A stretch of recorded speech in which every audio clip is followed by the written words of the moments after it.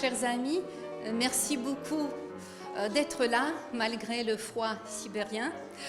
Je suis très heureuse de vous voir et avant tout, je voudrais remercier la Maison russe de la science et de la culture pour cet magnifique accueil.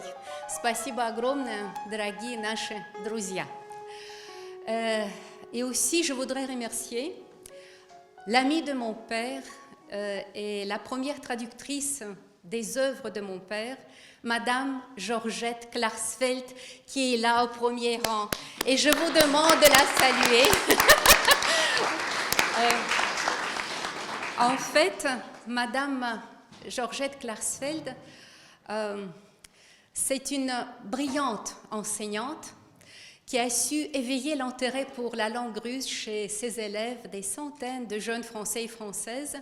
Et c'est Madame Georgette Klarsfeld, on l'appelle notre chère Tanichka, qui m'a fait la connaissance d'une de ses élèves, Monique Sledian, aussi une brillante enseignante, femme de lettres, traductrice, un grand ami de Russie. Et c'est Madame Monique Sledian qui m'a fait la connaissance aussi d'une brillante éditrice qui a fondé la maison d'édition Canoë, Madame Colette Lambrich, et c'est grâce à ces deux brillantes et belles dames que l'aventure de personnage de mon père, Issaïe Vladimirov Stirlitz, a commencé en France. En fait, ce personnage, un espion russe, est très connu en Russie, mais il était inconnu en France. Et grâce à l'exploit de Madame Slodian et de Madame Lambrich, ça a changé, comme Asia a dit, en 4 ans, 4 romans apparus, et il était très bien accueilli, et par les lecteurs français, et par les critiques. Et maintenant, dans les librairies à Paris, les libraires me disent von Stirlitz, c'est un classique maintenant chez nous. Donc merci beaucoup, chère Monique et chère Colette, pour ce que vous avez fait. Je suis sûre que Stirlitz va très bien servir les Français, surtout les lecteurs qui s'intéressent à l'histoire. Pourquoi? Je vais expliquer. Parce que Julien Semenov n'était pas tout simplement un auteur des romans d'espionnage. C'était un historien professionnel, diplômé, passionné de l'histoire. Donc, toutes ses œuvres sont imprégnées de ses connaissances encyclopédiques dans le domaine de l'histoire. Et on ressent dans ses œuvres cette magnifique recherche de l'objectivité historique qui sera toujours très utile à tous les lecteurs français qui veulent avoir leur propre opinion sur tel ou tel événement historique et qui ne veulent pas consommer le prêt-à-penser que malheureusement souvent les médias mainstream imposent. Donc les livres de mon père sont très bien. C'est pas par hasard que son ami Georges Simenon, le papa de commissaire Maigret, qui était l'ami de mon père vraiment de longue date, en lisant les romans de mon père, lui a dit « Julien, c'est impossible. Moi, je ne peux pas écrire comme toi. Tu crées de véritables fresques de Léon Tolstoï. » Je voulais dire aussi que Madame Slodian et Madame Lambrich nous honoraient de leur visite. Elles sont venues il y a 3 ans en Crimée, dans le musée maison de mon père, Ville Stirlitz, qui se trouve dans un tout petit village de Crimée. Et on a passé quelques moments, je pense, très agréables. Et jusque maintenant, tous les habitants de mon village demandent des nouvelles, comme ils disent, de nos chères Françaises. Ils me disent, mais il faut dire à Monique, à Colette, qu'on les aime, qu'elles nous manquent, on veut les voir, elles doivent revenir. Donc, chère Colette, chère Monique, dès que vous voudrez, revenez chez nous. Pas seulement ma famille et moi, nous vous attendons, mais tout le village vous aime et vous attend, vous êtes toujours les bienvenus. Et à la fin, je voudrais dire que mon père aimait beaucoup la musique, surtout la musique classique. Il disait que la musique, c'est le meilleur des arts, parce qu'il n'a pas besoin de traducteur. Donc, il peut unir l'humanité. Et quand elle était tout petit, à l'âge de 5-6 ans, dans sa chambre, il trouvait à la radio la musique classique. Il se mettait sur une petite chaise, il commençait à jouer un chef d'orchestre. Et je suis ravie que mon fils Julien a réalisé le rêve de son grand-père. Il est devenu pianiste professionnel. Il est diplômé du Conservatoire national de Paris. En même temps, il est l'élève de grand Jacques Rouvier, parce que parallèlement, il a étudié à Mozarteum à Salzbourg. Et maintenant, pour commencer en beauté notre soirée littéraire, Julien va faire en votre honneur un mini-concert de 30 minutes. Il va jouer quelques œuvres de Debussy et de Rachmaninov. Et moi, je vous dis encore une fois merci d'être là et vive la culture. qui nous unit et qui va nous unir toujours.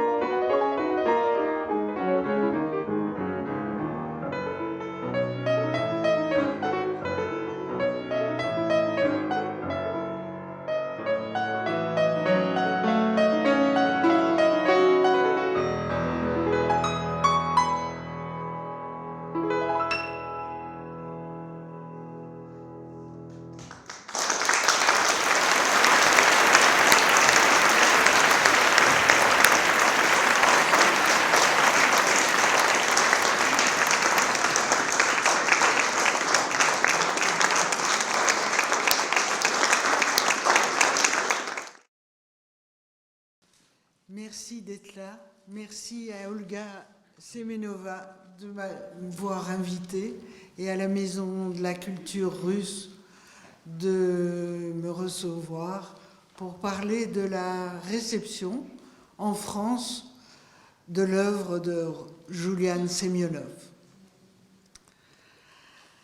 Ça a été une véritable aventure, cette histoire-là. D'abord, je dois vous dire que la littérature russe, je n'ai pas commencé, je l'ai commencé à la publier dans une maison d'édition que je dirigeais auparavant avec mon compagnon qui est mort en 2010, qui s'appelle Joachim Vital. Une maison d'édition qui s'appelait les Éditions de la Différence, où nous avons publié beaucoup de littérature russe. Essentiellement de la poésie, mais pas seulement. Et parmi les auteurs que nous avons publiés, il y a eu Bounine, Turgenev, Essénine, Wiedensky, les œuvres complètes, d'ailleurs en version bilingue, et aussi la geste du prince Igor, donc pour aller aux fondamentaux, au berceau de la littérature russe, et aussi une anthologie de la poésie russe contemporaine, aussi en version bilingue. Quand j'ai commencé les éditions du Canoë, un jour, Monique Slodian, ici présente, avec qui j'avais noué des relations de travail déjà à la Différence, en publiant 2 livres d'elle. Le premier, c'était le procès. Le premier, c'était les enragés de la jeune littérature russe, qui était un essai absolument passionnant où elle présentait des écrivains qui n'avaient à l'époque jamais ou très très peu été traduits en France, comme Prilepine, comme Chargounov. Et donc on s'était connus à travers la publication de cet ouvrage-là. Et ensuite, j'ai publié, donc, mais encore à la Différence à l'époque, un essai qu'elle avait fait qui s'appelait l'Ukraine, à partir de l'affaire Schwarzbart-Petliura. Alors c'est un procès retentissant qu'il y a eu dans les années 20 en France, puisque Schwarzbart a été assassiné au coin du boulevard Sébastopol par... Petliura. Non, pas Schwarzbart. Petliura a été assassiné au coin du boulevard Sébastopol à Paris. Et ça a été un procès qui a fait énormément de bruit à l'époque et dont personne ne se souvenait ou ne voulait se souvenir en France. Ensuite, donc, nos relations de travail se sont muées en relations d'amitié. Et un jour, elle m'a dit, il y a un écrivain qu'on connaît très très mal en France, et il faudrait peut-être que vous regardiez si ça pourrait vous intéresser. Je venais à ce moment-là de créer les éditions du Canoë en 2017. Et ce livre, je lui dis comment je pourrais le lire, puisque j'ai un énorme défaut, je ne connais pas le russe, je ne lis pas le russe. Alors elle m'a dit, il y a un exemplaire qui se trouve, d'un des livres qui se trouve à la Bibliothèque nationale, parce qu'il y a une maison d'édition qui s'appelait à l'époque les Éditions du Progrès, qui a disparu avec la fin de l'Union soviétique, qui avait le projet de le traduire et qui a déposé donc un exemplaire de cette traduction à la Bibliothèque nationale. Alors j'ai fait une demande à la Bibliothèque nationale de pouvoir lire ce manuscrit. Il a fallu d'ailleurs des tas d'autorisations parce que C'était une sorte de texte auquel on n'avait pas accès. Et c'était donc une version pas de l'édition définitive de 17 instants de printemps que nous avons traduit sous le titre de La taupe rouge. C'était une version antérieure que Julian Semyonov a retravaillé par la suite. Moi, j'ai lu cette version-là immédiatement, là, quand j'ai reçu le manuscrit, le tapuscrit de la Bibliothèque nationale. Et j'ai été absolument sidérée, en disant, alors j'ai immédiatement téléphoné à Monique en disant, mais écoutez, non seulement il faut publier ça, mais est-ce que vous êtes prête à l'annoter, le présenter, enfin de faire tout le travail éditorial qu'il fallait faire à ce propos.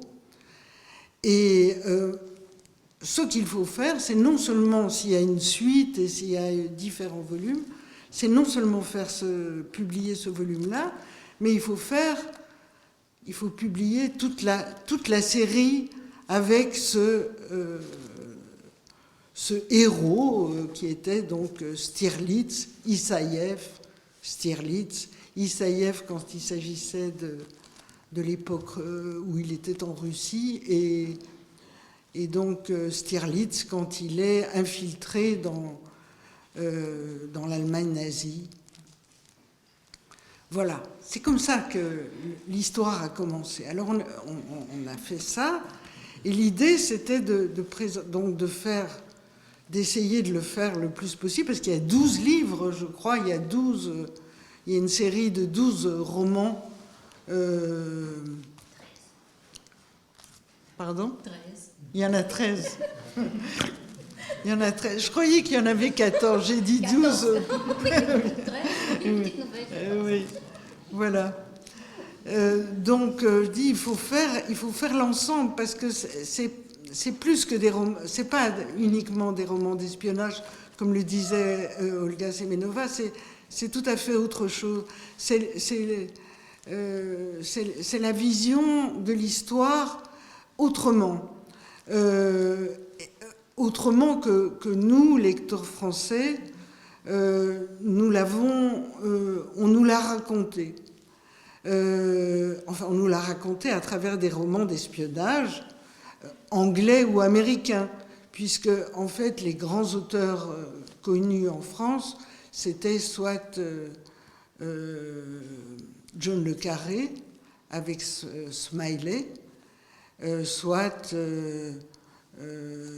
James Bond, Ian Fleming avec James Bond, ou bien Philip Kerr. Mais en fait, on était donc dans une vision de la guerre, puisqu'il s'agit de la guerre 40-45, qui était donc racontée par les Anglo-Américains. C'est comme ça, puisque au fond, il n'y a pas, je crois, dans la tradition française, un auteur qui a traité cette période-là français. Donc l'idée de voir comment c'était vu par un auteur soviétique, c'était très intéressant, puisque il y avait quand même la Russie était quand même un des grands intervenants dans cette guerre, une des grandes nations qui avaient participé à la guerre. Voilà, donc c'est comme ça que l'histoire a commencé. Donc on a demandé pour le premier volume à Zakhar Prilepine de faire la préface. Et puis on a fait des diamants pour le prolétariat. On a changé le titre parce que 17 instants de printemps, qui est le titre, je veux dire, littéral par rapport au livre russe, ne disait rien en France. 17 instants de printemps, enfin ça ne parlait pas. Donc on a appelé ça la taupe rouge, parce que ça faisait référence à la fois à la taupe de John le Carré, et la taupe rouge, ça donnait toute la connotation du livre de Semyonov. Ensuite, on a publié Des diamants pour le prolétariat,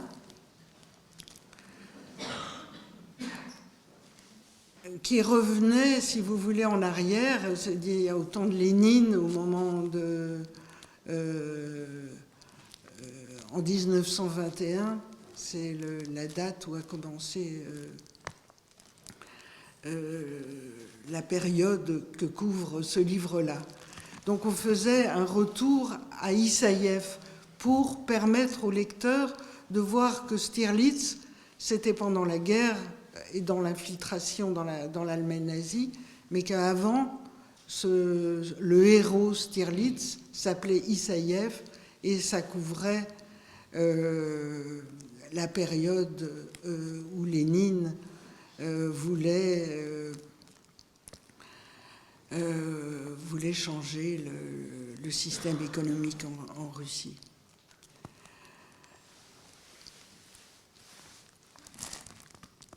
Alors, comment ça a été accueilli en France? Alors, la taupe rouge, ça a été extraordinaire. Ça a été extraordinaire parce qu'il y a eu une page entière du Monde par Macha Seri. Et ça, je veux dire, c'est vraiment une série je sais pas, de configuration d'étoiles pour que ça arrive, ce genre de choses. Parce que une page pour un livre comme était La taupe rouge, c'est un lancement assuré. C'est-à-dire qu'à partir de la lecture, enfin à partir de la publication de cette page, tous les autres, toute la presse a suivi. C'est-à-dire le Figaro, le Nouvel Observateur, toute la presse, non seulement française, mais francophone. Donc c'est pour ça que Olga a dit que nous avons fait un gros effort, c'est vrai, de publier à peu près un livre par an, parce que ce sont quand même des livres qui ne sont pas petits, qui ont tous environ 300 pages, donc c'est quand même un gros travail à la fois de traduction, de mise au point, et puis de trouver chaque fois un préfacier qui puisse l'introduire. Alors pour Des diamants pour le prolétariat, ça a été le dernier texte de Limonov qui a donc introduit ce livre-là. Ensuite, on a proposé à Edgar Morin de faire le 3e. Il avait dit oui, mais comme il fêtait la même année ses 100 ans, ça l'a complètement déstabilisé. Et donc, on l'a appelé Opération Barbarossa, le 3e. On a toujours un peu changé les titres à partir des titres russes pour que ça parle, pour que le sujet puisse parler aux lecteurs français. Donc, Opération Barbarossa, c'est Monique qui a fait la préface et elle était tout à fait bien, mais bien au courant non seulement du livre, mais aussi elle connaissait très très bien le sujet. Voilà, alors maintenant, le dernier, c'est donc Ordre de survivre, et Monique va vous en parler beaucoup plus, d'une manière approfondie. Et Ordre de survivre, c'est vraiment la suite de 17 instants de printemps pour vous, qui est russe pour la plupart, et donc de La taupe rouge. C'est la suite directe. Et ce sont des livres extraordinaires, il faut vous dire ça. C'est beaucoup plus que des livres... que des romans d'espionnage comme ça qu'on peut voir. Ce sont des livres, non seulement des livres d'histoire, mais ce sont des livres très complexes, avec des portraits de personnages extraordinaires, et un mélange à la fois de personnages réels et de personnages inventés. Et il y a dans chaque livre, il y a une construction, il y a d'ailleurs, c'est pas des livres extrêmement faciles à lire. Il faut déjà à la fois avoir une connaissance quand même des événements dont il parle, mais aussi il est tout à fait dans la tradition de ces romans russes que moi j'ai lus quand j'étais adolescente et que enfin à partir de l'adolescence et que je n'ai cessé de lire depuis, c'est-à-dire avec une quantité de personnages dont il faut se rappeler, qui ils sont, comment ils sont, quel est leur rôle précis dans l'histoire. Et il est tout à fait, par exemple, il est tout à fait dans la tradition même de Dostoïevski, dans le deuxième qui s'appelle Des diamants pour le prolétariat, c'est vraiment des personnages. C'est un roman qui est tout à fait dans la tradition des romans russes classiques du 19e siècle. Voilà. Donc moi je vous invite, si vous évidemment peut-être sans doute vous les avez lus tous en russe, puisque vous êtes russe pour la plupart, mais si jamais vous voulez comparer avec la langue française, vous verrez que non seulement ça tient la route, mais c'est vraiment des livres extraordinaires. Voilà, je vous remercie. C'est que toutes les couvertures des livres ont été faites par Pierre Vyaz. Et Pierre Vyaz, c'est le diminutif de Pierre Vyazemski, qui est un russe qui ne connaît pas le russe, mais dont sûrement ses parents, en tout cas son père devait le connaître. On était simplement en Russie lorsque nous avons été invités par Olga Semyonova pour l'anniversaire, le 90e anniversaire de son père, donc le grand Yulian Semyonov. On a été assez choqués de voir la croix gammée sur le livre, parce que la croix gammée est interdite en Russie. Et on était étonnés qu'elle figure sur la couverture d'un livre. Voilà. Alors, donc, je vais essayer, peut-être j'ajouterai un détail à toutes ces présentations, à l'historique finalement de l'édition, que très bien relaté Colette Lambrich, pour dire que moi, dans l'histoire, comment ai-je entrepris de traduire la saga d'Austerlitz de Yulian Semyonov. Eh bien, il se trouve que j'avais à la maison, j'avais les livres, et j'avais vu Olga Semyonova avec Georgette Klarsfeld, et j'avais lu des livres dans le passé, mais je m'étais dit, non, mais je veux en savoir plus, je veux lire toute la série, m'imprégner de ce personnage, de cet agent secret extraordinaire.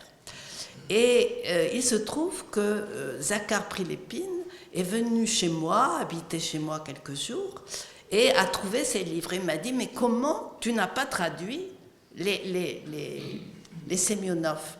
Mais il faut très vite se mettre à traduire Semyonov. Il est absolument crucial de comprendre que Semyonov est un historien de l'Union soviétique, tout simplement, et de la Russie, plus largement. Donc voilà, c'est comme ça que nous avons été motivés, et bien sûr, l'ouverture que nous a faite Olga Semyonova pour accéder aux droits, etc., a été magnifiquement simple, je dirais, puisque finalement, je crois que nous n'avons jamais ressenti la moindre difficulté de ce point de vue-là. Voilà, alors, donc, moi, je suis entrée et je vis depuis 4 ans avec Stirlitz. Voilà, c'est pas rien, quand même.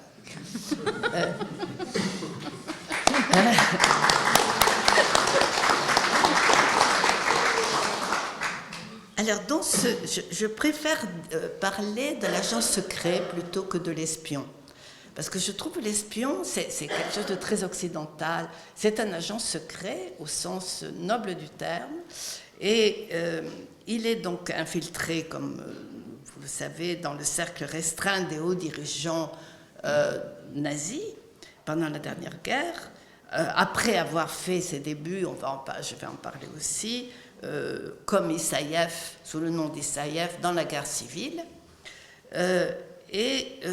Bon, les 13 romans que Yulian Semyonov a consacrés au personnage sont immensement populaires en Russie. C'est vraiment un héros mythique de la Russie. Et je vais vous expliquer pourquoi. Parce que depuis le 17 instants de printemps, d'ailleurs, c'est le refrain d'une chanson. On parlait tout à l'heure à propos de Yulian, de Julien, qu'il aimait la musique. Il aimait la musique au point de donner comme titre à son premier roman, le roman qui va faire sa gloire, le titre d'une chanson. Mais comme elle est complètement inconnue, c'est une chanson, je crois, allemande, qu'il entendait que Stirlitz, c'est ça le réalisme de Stirlitz, de Semyonov, c'est qu'il imagine Stirlitz en train d'écouter la chanson à la radio allemande. Voilà. Et donc les films qui vont venir avec il doit y avoir au moins 5 ou 6 films qui ont été tournés, des séries télévisées qui ont eu un immense succès. Ceux qui ont connu cette période le savent. C'est un vent de folie. Je veux dire, on écoutait, on se rassemblait pour écouter. J'imagine qu'on n'allait même pas au travail pour pouvoir écouter et voir les exploits de Stirlitz. Et en plus, il se trouve que le premier Stirlitz, donc celui de la Taupe Rouge, qui a fait la gloire d'une certaine manière, qui a fait de Stirlitz un héros national, on peut dire, a été interprété par Vyacheslav Tikhonov, qui a interprété le prince André dans Guerre et Paix. Alors vous imaginez, c'est... Pourtant, et là, Colette Lambriche vous l'a bien dit, la saga Stirlitz n'a pas fait carrière en Occident. Et en dépit des tentatives que certains éditeurs ont mis à l'œuvre, il était probablement... La question que je me suis posée, c'est pourquoi ? Était-il trop intellectuel, trop subtil comparé à l'espion dandy incarné par le James Bond de Ian Fleming? Il y a quelque chose comme ça. On a des idées préconçues et au fond, déjà, l'image de l'espion était fabriquée déjà, elle était faite. Et donc cet agent secret qui arrivait ne correspondait pas au cadre, au fond. Et l'autre question que je me suis demandé, si ce n'est pas en décalage, au fond, c'est la même question, en décalage avec le stéréotype de l'espion soviétique vu d'Occident. Alors, le contraste avec, et c'est le paradoxe, le contraste avec le succès immense qu'il a connu en URSS, et pas seulement en URSS, dans toutes les démocraties dites populaires de l'époque, il a été... c'est un vent de succès qui a touché, il a été traduit, il a été présent dans tous les foyers, on peut dire, du grand espace socialiste. Alors, un journal que vous connaissez peut-être, enfin certains d'entre vous, qui s'appelle Commerçante, et qui est un journal libéral, donc qui n'était pas spécialement pro-soviétique, avait titré en 2000 Stirlitz, un héros pour toujours. Imaginez, un héros. Pourquoi? Parce qu'en 2009, une série télévisée... parce qu'en 1999, excusez-moi, le journal avait commandé, où il se trouve qu'il a exploité les résultats d'une enquête d'une agence d'opinion. En fait, le journal a exploité des résultats de deux sondages d'opinion et qui portaient sur la question: pour quel héros de cinéma ou de littérature voteriez-vous au présidentiel? Or, vous savez bien qu'en 1999, c'est l'élection de Poutine. Et donc, les résultats ont donné ceci. Le numéro 2 pour une des enquêtes, après le maréchal Zhukov, qui est le grand héros de la Grande Guerre, c'est l'acteur Vyacheslav Tikhonov, c'est-à-dire Stirlitz, qui arrive en numéro 2. Il arrive dans l'autre enquête au numéro 4, après Pierre le Grand et Zhukov. Mais c'est pas mal. Alors, en 2019, 50 ans après, un sondage ce sont les dernières élections présidentielles, avec une méthodologie analogue, on a encore 25% des sondés qui voteraient pour Stirlitz. C'est quand même vous voyez, ça justifie que le commerçant ait parlé de Stirlitz et un héros pour toujours. En fait, c'est une pérennité extraordinaire, parce que 50 ans après, il est adoubé par un quart des sondés. Alors, la question est: pourquoi a-t-il tant marqué la conscience des Russes? C'est l'autre question qu'on peut se poser. Et là, je pense qu'Antoine Volodine, qui est, en dépit de son nom, un écrivain français qui a fait la préface de Ordre de survivre, Antoine Volodine dit que le personnage majeur de l'œuvre de Semyonov est l'URSS, le pays, en fait, la Russie, URSS. Et au fond, Volodine remarque qu'il a fait le don de lui-même. Il mène une vie monacale qui exprime toute la profondeur de son engagement patriotique. Alors, il y a aussi ses qualités morales et intellectuelles, sa probité, son sang-froid, son courage à toute épreuve. Il va être torturé, vous savez, pour ceux qui l'ont lu en russe ou qui ont vu les séries, qu'il a passé des moments très, très difficiles, mais qu'il n'a jamais flanché. Et donc, il a, en plus de cela, une intelligence rompue à la dialectique qui impressionne les chefs nazis. Je crois que le contraste entre... On voit Schellenberg, on voit Müller, qui disent à tout moment: mais vous êtes tellement intelligent. Ouais. Et c'est... en fait, il les surprend parce qu'il a une autre culture philosophique. Je pense que là, il y a un nœud qui est à creuser. J'imagine que... Alors, Simenon... et puis, il y a aussi les qualités morales et intellectuelles, pas seulement intellectuelles. Il y a l'humanité faite de doute et de tolérance, et ça, on va le voir dans... la plupart des livres, on est frappé, il y a toujours un personnage qui échappe à la classification. C'est par exemple le comte Vorontsov dans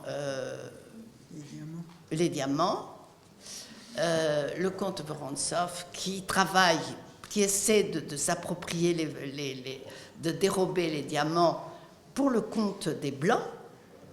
Et il a toute la sympathie de Semyonov. C'est quand même tout à fait intéressant, mais on a même ce sentiment quelquefois à propos de personnages nazis qu'il n'aime pas, c'est sûr, c'est le moins qu'on puisse se dire, mais sa détestation est quand même variable. Il déteste Bormann plus que les autres, par exemple, et il y a des échelles de détestation et toujours ce souci d'objectivité. Essayer de comprendre même Müller, qui est cet affreux personnage, ce Müller qui a sacrifié son propre fils. Le fils de Müller, ça c'est je pense, c'est dans Opération Barbarossa, le fils de Müller qui était cet affreux bonhomme, affreux dirigeant des SS, qui va avoir sacrifié son fils, qui a eu le mauvais goût en classe de mettre un peigne sous son nez pour simuler Hitler. Et évidemment, il y a un rapport, vous imaginez que ça ne se passe pas inaperçu, et donc Müller se sent visé et se sent menacé. Et il sacrifie son fils et l'envoie sur la ligne de front russe pour qu'il soit tué, finalement. Et c'est son fils unique. Mais même Müller, donc, que Stirlitz déteste et qui va lui faire les pires misères, qui va le torturer, il essaie de comprendre. La compréhension est certainement toujours mobilisée lorsqu'il s'agit de comprendre et d'analyser et de justifier même quelquefois les comportements. Alors, Simon, qui était le grand ami de Semyonov, dira à quel point il a très bien remarqué à quel point il était humain. C'est pour ça que Stirlitz est un personnage aussi populaire, c'est qu'il est humain et